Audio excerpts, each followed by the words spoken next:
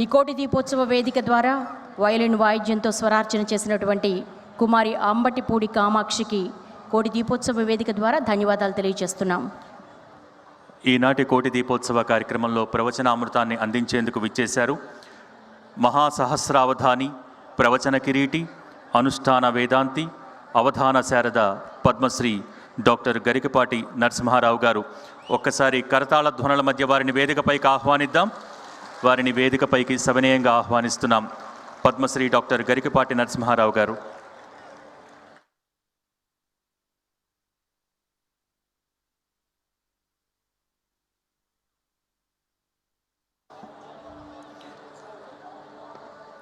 వేద వేదాంతాల ఉపనిషత్తుల సారాన్ని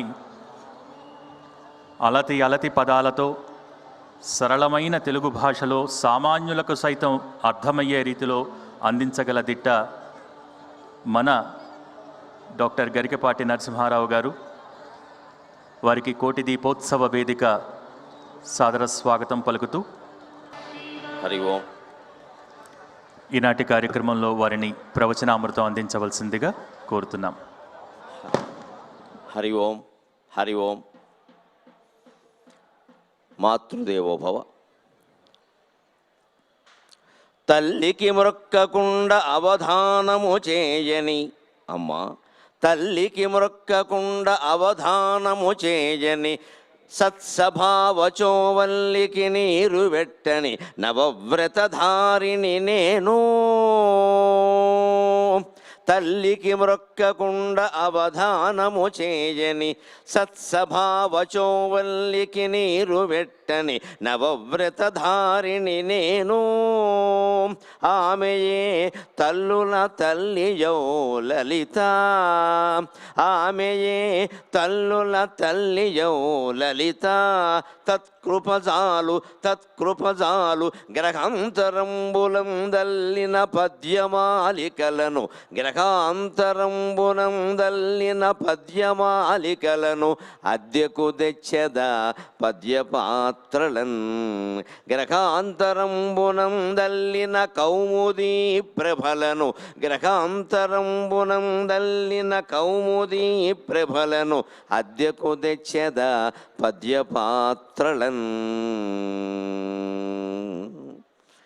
అనేక రకాల విశేషాలకి అద్దె చెల్లించి వాడుకోవడానికి మనం అలవాటు పడ్డాం కాబట్టి ఈవేళ మనం పైన వెలుగొందుతున్నటువంటి 1,00,000 క్యాండిల్ బల్బు కంటే ఎక్కువైనటువంటి చందమామ యొక్క వెలుగులని పద్యాల రూపంలో అద్దెకు తెచ్చుకుని వాడుకుందాం భక్తి టీవీ వారి కటాక్షం వల్ల.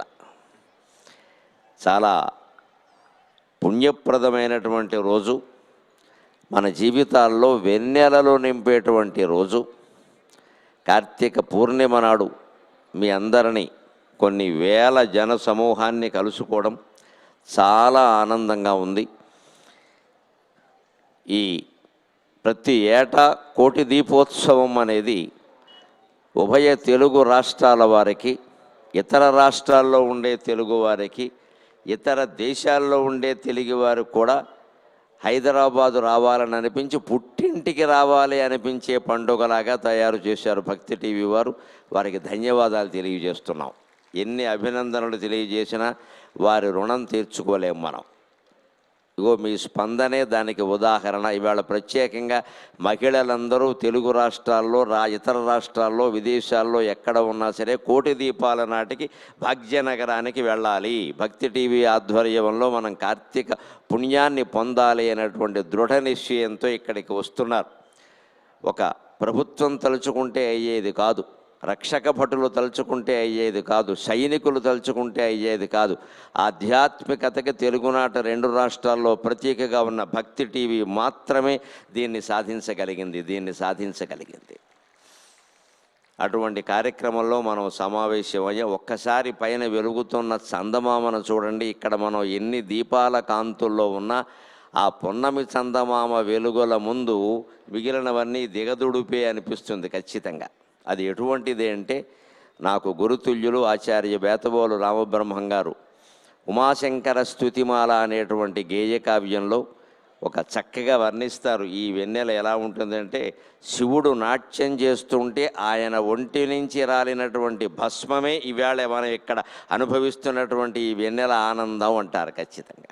పరమశివుడు సంధ్యాతాండవం చేస్తాడు కదా, ఆ తాండవం చేస్తుంటే అటు ఇటు ధిమ్ ధిమ్ ధిమ్ ధిమ్ తక అని పాదాలు అటు ఇటు ఆడుతూ ఉంటే ఆయన ఒంటి నుంచి రాలినటువంటి భస్మమే ఈ వెన్నెల రూపంలో మనకి ఇక్కడ ఎన్టీఆర్ స్టేడియంలో భక్తి టీవీ వారి ఆధ్వర్యంలో నడుస్తున్న కార్యక్రమంలో మనందరి మీద శివుని దయని ప్రసరింపజేస్తోంది అంటారు ఆయన.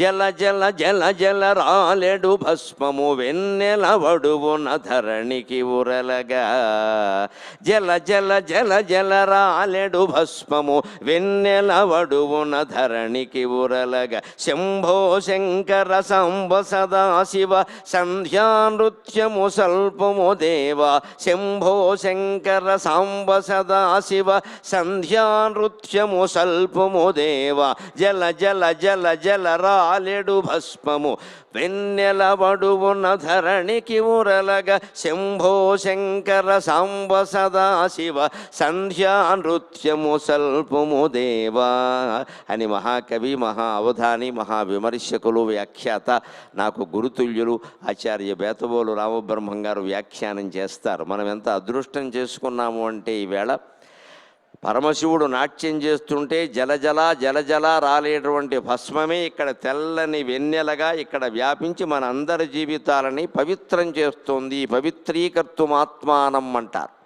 వ్యాసభారతంలో వ్యాసుడు ఒక చక్కని విచిత్రమైన ప్రయోగం చేస్తాడు. మన జీవితాలు పవిత్రం కావాలి అంటే పవిత్రుడైనటువంటి వ్యక్తిని ముట్టుకున్నా చాలుట, ముట్టుకోలేకపోతే కనీసం చూసినా చాలుట. ఆ సందర్భం ఎక్కడ వస్తుందంటే విచిత్రంగా కర్ణుడు ధర్మరాజును ఓడిస్తాడు. 17వ రోజు యుద్ధంలో కర్ణుడు మధ్యాహ్నం 3 గంటల సమయంలో ధర్మరాజు కర్ణుడు చేతికి చిక్కుతాడు, కానీ కర్ణుడు చంపడు.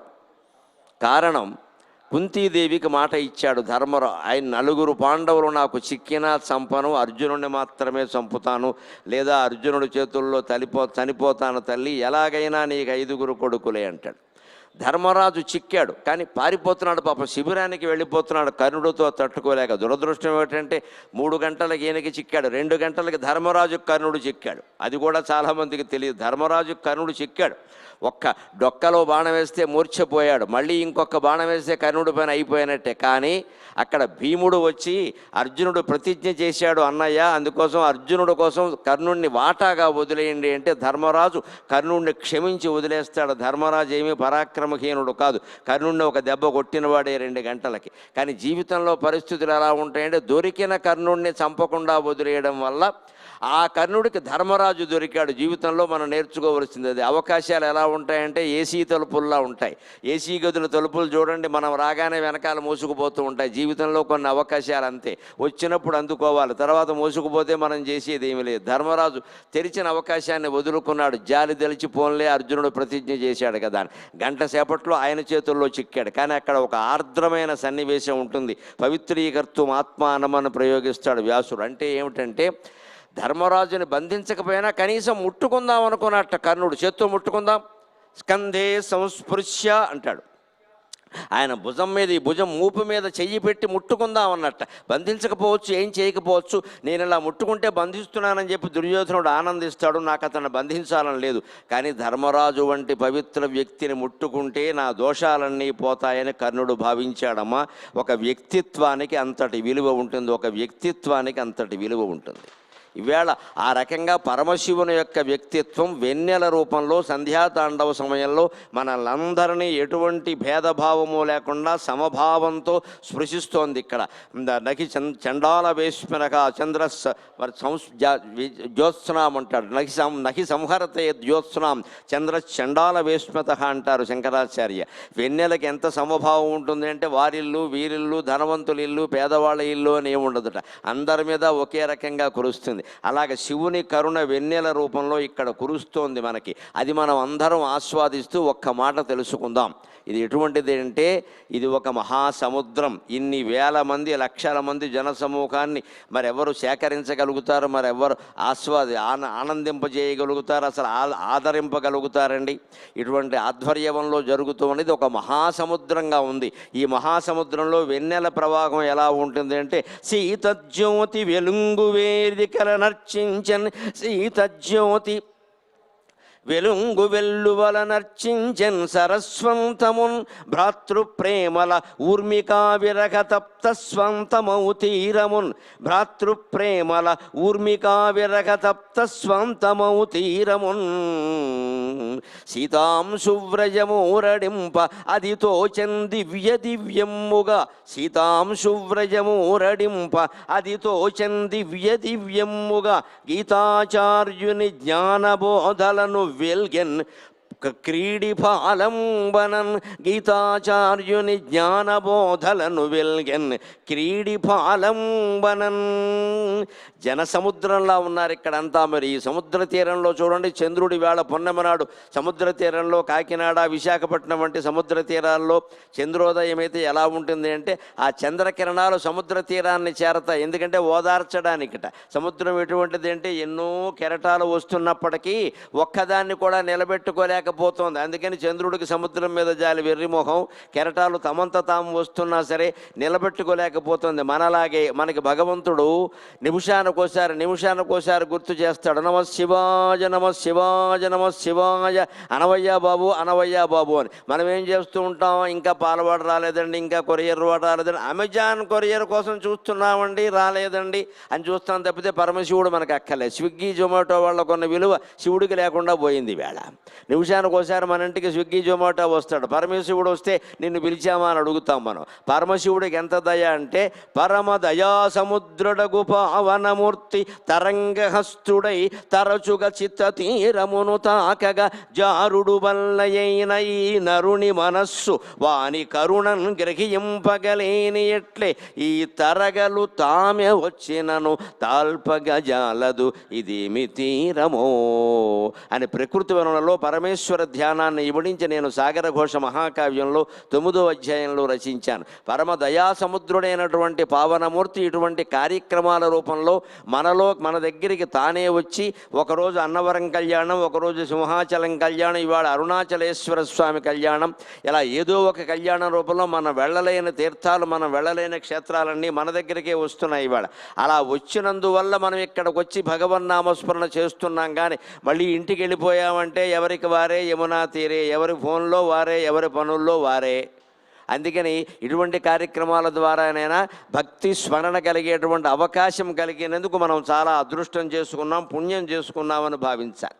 అలా వచ్చినటువంటి భగవత్ స్మరణను నిలబెట్టుకోగలగాలి. నిలబెట్టుకోలేకపోతే ఏమవుతామంటే తీరానికి ఎన్నో తరంగాలు వచ్చి చేరుతున్నా ఏ తరంగాన్ని నిలబెట్టుకోలేని సముద్ర తీరంలాగే దురదృష్ట జీవితాలు అయిపోతాయి. అటువంటి దురదృష్ట జీవితాలను కూడా భగవంతుడు ఆశ్వాసిస్తాడు, అనుమానం ఏం లేదు, ఆదరిస్తాడు. కంగారు పడకండి, నేనున్నాను అని అభయం ఇస్తాడు. అది ఎలా ఉంటుంది అంటే సీతజ్యోతి వెలుంగు వెల్లికన నర్చించన్ సరస్వంతమున్ చల్లని వెలుగుల వేదిక అయినటువంటి చంద్రుడు తన వెలుగులతో సముద్ర తీరాన్ని ఆదరించినట్టుగానే ఆశ్వాసించినట్టుగానే ఇక్కడ ఎన్టీఆర్ స్టేడియంలో ఉన్న కొన్ని వేల మంది జనాన్ని ఆశ్వాసిస్తున్నాడు. మీకు చల్లదనం ప్రసాదించడానికి నేనున్నాను, కంగారు పడకండి. అంత శీతలతాయా స్యాత్ తదనంత తపఃఫలం అని యోగవాసిష్టంలో చెప్పినట్టుగా మనస్సు చల్లగా ఉంటే ప్రపంచమంతా చల్లగా ఉన్నట్టే.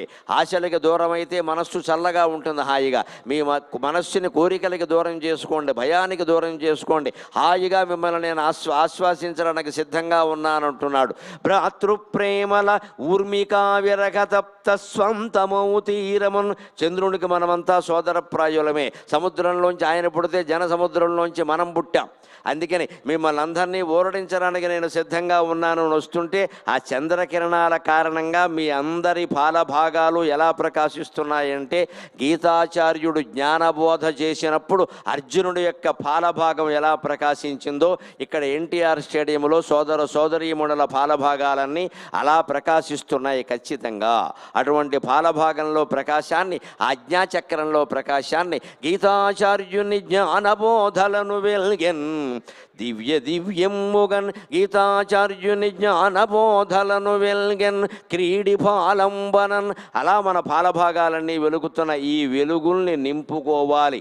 ఎప్పుడు హృదయంలో ఉండే భక్తి ఎలా ఉంటుంది అంటే, హృది స్ఫురతి పేలవా అంటాడు యోగ వాసిష్టంలో. హృదయంలో చాలా మెరుపు తీగలాగా ఉంటుందట భక్తి అనేది. ఈ కార్తీక మాసంలో ఈ పున్నమనాడు ఒకరోజు నెల్లాళ్ళు ఉండడం కాదు, దాన్ని అభ్యాసవశాదేవ ప్రయాతి శతశాఖతాం అంటాడు. అదే భక్తిని నువ్వు నిరంతరం స్మరించి అభ్యాసం చేస్తే 100 శాఖల మర్రి చెట్టులాగా ఓడలు వేసుకుని పెరుగుతుంది.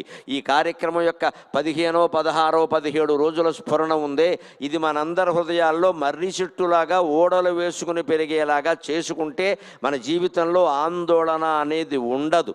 అంతిమంగా మన జీవితాన్ని ఏం చేయాలండి? దేవాలయంలో మనం ఏం కొడతామమ్మా? కొబ్బరికాయ కొడతాం ఖచ్చితంగా. ఒక కవి మహానుభావుడు, ఆ కవి ఎవరో నాకు తెలియదు కానీ నేను ఆ మధ్యన ఒక పాత పుస్తకం అట్ట మీద చూసా, మాది రాబోయే పద్యాలు అని రాశారు. రాబోయే పుస్తకం అని కవి పేరు లేదు, కానీ కొబ్బరికాయ దేవాలయంలో ఎందుకు కొడతామో చెప్పాడు ఆయన. అకళంకంబగున అరికేల ఫల పుణ్యం వేమో, అకళంకంబగున అరికేళ ఫల పుణ్యం వేమో, పైబడ్డ బంధక సామగ్రిని వీడి ఆత్మ భగవద్దత్తంబుగా వించి, పైబడ్డ బంధక సామగ్రిని వీడి ఆత్మ భగవద్దత్తంబుగా వించి, సార్థకతాలబ్ధికి పక్కునన్ సెలవివారన్ నవ్వుచున్నంతలో, సార్థకతాలబ్ధికి పక్కునన్ సెలవివారన్ నవ్వుచున్నంతలో, శిఖ సన్యస్తముగా త్రినేత్రత భజించన్ భక్త సంసేవ్యతన్. దీనికి కొబ్బరికాయ పరంగా ఒక అర్థం, మన మనస్సులో పెరిగేటువంటి వృద్ధి చెందే భక్తి పరంగా ఒక అర్థం. 2 అర్థాలు ఉంటాయి. ముందు కొబ్బరికాయ అర్థం చూద్దాం. అసలు భౌతికం అర్థమైతే నైతికం తర్వాత అర్థం అవుతుంది. అకళంకంబగున అరికేళ ఫల పుణ్యం వేమో. కొబ్బరికాయకి ఏ కళంకము అంటలేదు. ఎందుకో తెలుసా? మనం గుళ్ళో అరటిపండ్లు ఇస్తాం, కొబ్బరికాయ కొడతాం, మామిడి పళ్ళు ఇవన్నీ ఏదో ఉన్నాయి కాబట్టి ఇస్తున్నారు, కానీ అవన్నీ గుళ్ళో ఇచ్చే పళ్ళు కావు. టెంక ఉండేటువంటి పండు ఎప్పుడూ ఇవ్వకూడదు. ఎందుకంటే టెంక ఎంగిలి లెక్క. మామిడి పండు తిని టెంక ఎవడో బారేస్తాడు, ఆ టెంక నుంచి మామిడి చెట్టు వస్తుంది. అంచేది నువ్వు ఎంగిలి పండు దేవుడికి ఇచ్చినట్టు లెక్క. కొబ్బరికాయ పాతే కొబ్బరికాయ రాదు. కొబ్బరికాయ నిరంతరం స్వచ్ఛమైనది. ఖచ్చితంగా కొబ్బరి మొక్క మళ్ళీ రావలసిందే. ఆ అకళంకత, ఆ పవిత్రత ఎంగిలి పండు కారణంగా రాకుండా స్వచ్ఛంగా సహజంగా రావడం వల్లనే మనం అరటిపండుని కొబ్బరికాయని దేవుడికి ఇస్తాం ఖచ్చితంగా. అరటిపండు కూడా అంతే. అరటిపండు నాటితే అరటిపండు రాదు, అరటిపండులో ఉండే గింజలు నాటినా అరటిపండు రాదు. అరటి మొక్క వచ్చినప్పుడే పక్కన 10 పిలకలు వచ్చేస్తాయి ఖచ్చితంగా. ఎక్కడికెక్కడ ఒక గెల వేయగానే అరటి చెట్టు పడిపోతుంది, మిగిలిన మొక్కలన్నీ పెరుగుతాయి. అంచేత పరమ పవిత్రంగా సహజంగా పవిత్రమైనవి 2 ఉన్నాయి, అరటిపండు ఒకటి, కొబ్బరికాయ ఒకటి. మన పవిత్ర హిందూ సంస్కృతిలో ఉండే అంతరార్థాన్ని గమనించండి. ఎట్టి పరిస్థితుల్లో ఏ జీవి ఎంగిలి చెయ్యని పళ్ళు అయినటువంటి కొబ్బరికాయని, అరటిపండుని మనం భగవంతుడికి సమర్పిస్తూ ఉన్నాం. అది హిందూయిజం, అది హిందూ ధర్మం, అది హిందూ మతం.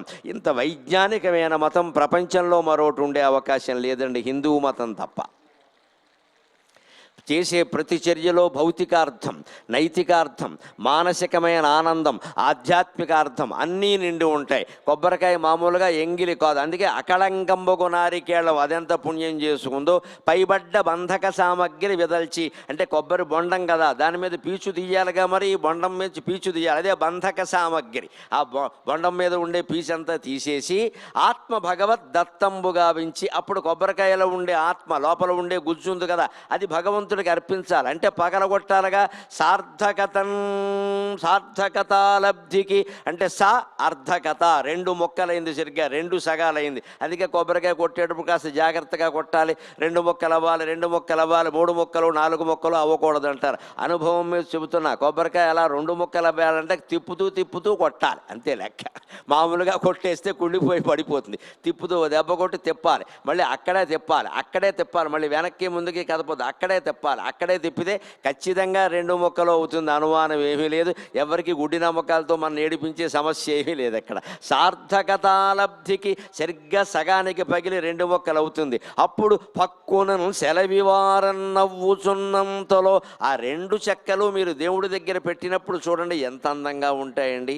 పసిపిల్లాడు ఈ సెలవివారం పెదవుల 2 చివరలు కనిపించే విధంగా గలగలా నవ్వితే ఎంత అందంగా ఉంటుందో, కొబ్బరికాయ పగిలితే అంత అందంగా ఉంటుంది. ఇంతకంటే గొప్ప ఆదర్శ పూజా విధానం ప్రపంచం మొత్తం మీద ఎక్కడైనా ఉంటుందా? ఒక్క హిందూ మతంలో, హిందూ ధర్మంలో తప్ప. మన విగ్రహాలు, మన ఆరాధనలు, మన నైవేద్యాలు అన్నీ మానసిక ఆనందాన్ని ఇస్తాయి, భౌతికంగా ఆరోగ్యాన్ని ఇస్తాయి, అంతిమంగా ఆధ్యాత్మికంగా గొప్ప జ్ఞానాన్ని ఇస్తాయి. జ్ఞానం ఏమిటో ఇప్పుడు చూద్దాం. కొబ్బరికాయ పగిలింది సార్థకతాలబ్ధికి. పక్కునను సెలవివారని నవ్వుచున్నంతలో పెదవుల చివరలు కూడా కనిపించే విధంగా నవ్వినట్టుగా, పెద్దగా నవ్వుతున్నట్టుగా ఉంది తెల్లగా. అప్పుడు ఏం చేస్తారో తెలుసా? కొబ్బరికాయకి శిఖ సంయస్తముగా దేవుడికి నైవేద్యం పెట్టేటప్పుడు శిఖ తీసేస్తారు. కొట్టేటప్పుడు శిఖ ఉండాలి, నైవేద్యం పెట్టేటప్పుడు తీసియాలి. శిఖ సంయస్తముగా శిఖను తీసేస్తారు. అప్పుడు భజించన్ భక్త సంసేవ్యతన్, అప్పుడు భక్తిగా అది పరమేశ్వరుడికి సమర్పించబడింది. ఇందులో ఆధ్యాత్మికమైన అంతరార్థం తెలుసుకుందాం. అదేమిటో తెలుసా? అకళంకంబగు నారికేళ ఫల పుణ్యం వేమో. ఈ జీవితాన్ని కూడా కొబ్బరికాయలాగే అనేక రకాల విషయ భోగాల ఎంగిలికి చిక్కకుండా స్వచ్ఛంగా భగవంతుడికి అర్పించగలగాలి. మనం అనేక రకాల భోగాలు అనుభవించాక 80 ఏళ్ళు వచ్చాక నేను కాశీకి వెళ్ళి వంకాయ కూర వదిలిపెట్టానండి, జాంపండు ఒకటి వదిలిపెట్టానండి, నాకు బాగా ఇష్టమండి అంటారు. ఇంతకంటే అజ్ఞానం లేదు. సంస్కృతం రాక తెలుగు మాట అనుకుని చేస్తున్నారు ఆ పని. కాయాపేక్ష ఫలాపేక్ష వదిలిపెట్టమని చెప్పారు. కాయ అంటే వంకాయ జామకాయ కాదు, తెలుగు మాట కాదు ఇది. కాయం అంటే శరీరం. ఈ శరీరం మీద అపేక్ష వదిలిపెట్టమని అర్థం. అక్కడ వంకాయలు టెంకాయలు ఎవరన్నా వదిలిపెడతారు, శరీరం మీద అపేక్ష వదిలిపెడతారు. మనకి భాష రాక పిచ్చి అర్థాలు చెబుతున్నాం. కాశీ వీళ్ళు వదిలిపెట్టవలసింది వంకాయనో జామకాయ కాదు, కాయాపేక్ష ఫలాపేక్ష.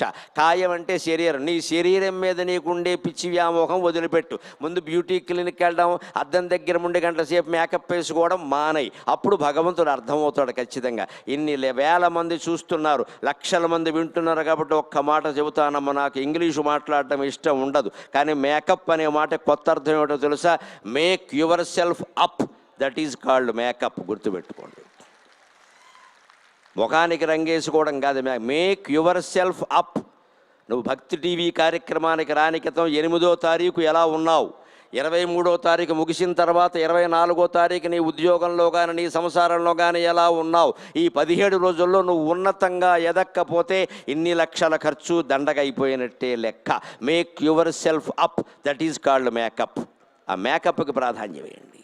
ఊరికే రంగులు వేసుకోవడం పూసుకోవడం కాదు ఇక్కడ. ఇప్పుడు ఇంకా లాంగ్ స్టాండింగ్ అని వచ్చిందట, నాకు తెలియదు, మొన్న ఎక్కడో చూసా. అంటే ఇంక శాశ్వతంగా అదే అనమాట, 10 రోజుల పాటు మొహం చెట్లం కట్టేసి. ఎలాంటివి ఉండకూడదండి. Make your self up. నిన్ను నువ్వు తీర్చిదిద్దుకోవాలి, అది మేకప్. తీర్చిదిద్దుకోవడం అంటే కొబ్బరికాయ చూసినా అర్థం అవుతుంది. కొబ్బరికాయ ముందు ఎంగిలా కాకుండా పవిత్రంగా ఉండాలి. మన జీవితము అంతే.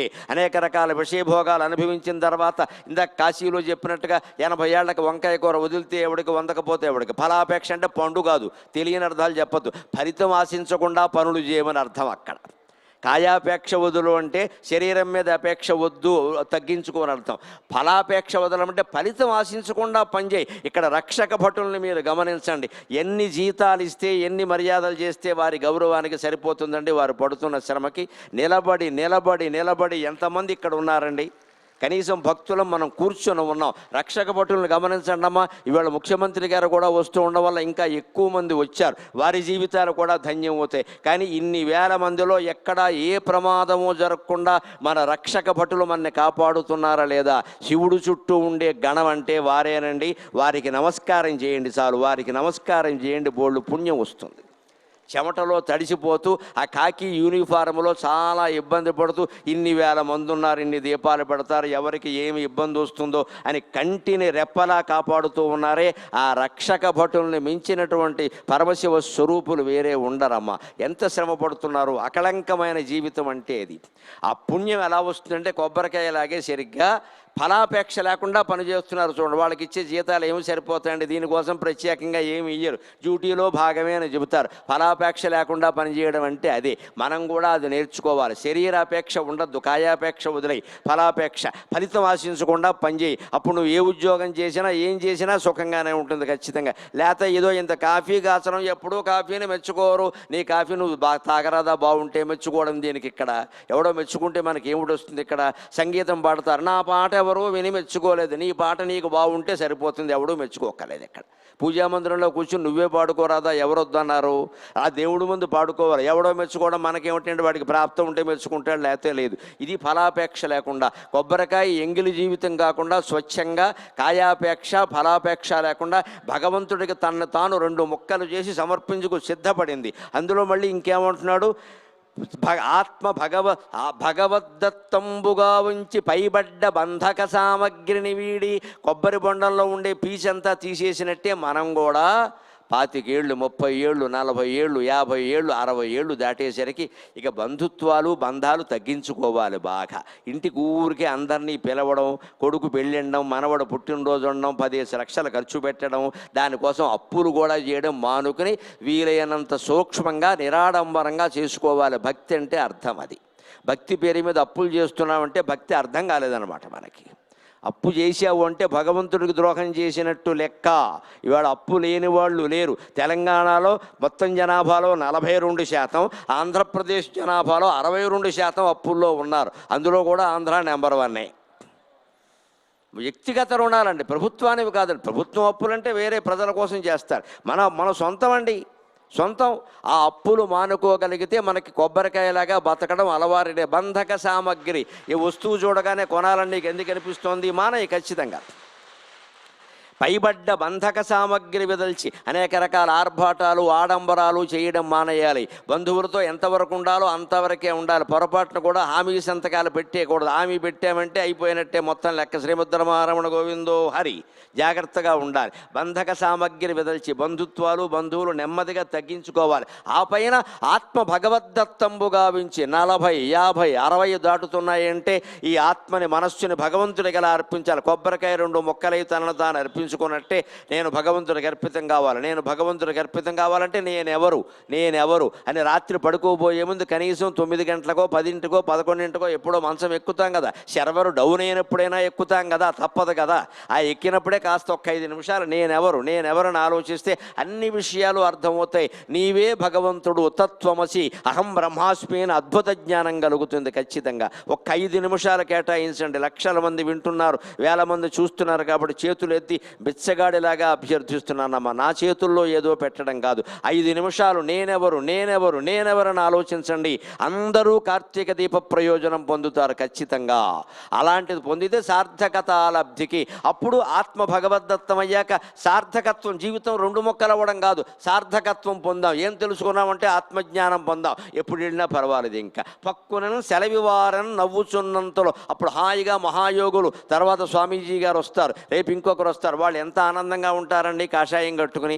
వాళ్ళలాగే మనం కూడా చాలా ఆనందంగా నవ్వగలుగుతాం. అప్పుడేం జరుగుతుందో తెలుసా? శిఖ సన్యస్తముగా, సన్యాసం పుచ్చుకున్న వాళ్ళకి ఈ శిఖ తీసేస్తారు. అలా కొబ్బరికాయకి పైన శిఖ తీసేసినట్టుగా ఈ శిఖ తీసేస్తే సమస్త బంధాలు వదిలి మనం భగవంతుడిలో కలవడానికి సిద్ధంగా ఉంటాం.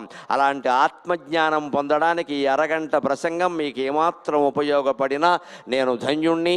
నాకు ఈ 4 మాటలు నేర్పిన మా అమ్మకి, తెలుగు భాషకి నేను రుణపడి ఉన్నాను. నమస్కారం. సెలవు. ఆయన ప్రవచనం మానసిక వికాసానికి, మనిషి నడతకు ఒక దిక్సూచి. అంతకంటే మాటలు లేవు.